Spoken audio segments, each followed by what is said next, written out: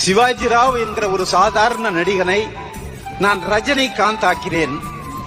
நீ சொந்த முயற்சியிலே விஸ்வரூபம் எடுத்து அகில உலகம் போற்றும் ஒரு நடிகன் ஆயிட்ட. இன்னைக்கு அகில உலகம் போற்றும் நடிகோ உச்சத்துக்கு போயிட்ட. ஒரு 3 இமயமலைக்கு மேல போயிட்டு, நீ 3 இமயமலைக்கு மேல போயிட்ட.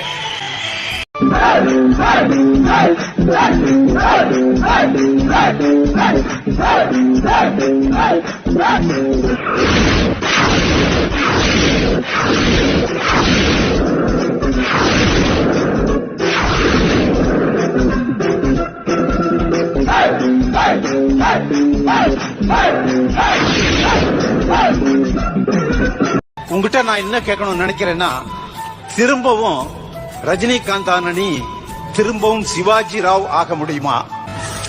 இல்ல, நான் சிவாஜி ராவாக இருக்கிறதுனால தான் நான் ரஜினிகாந்தா இருக்கேன்.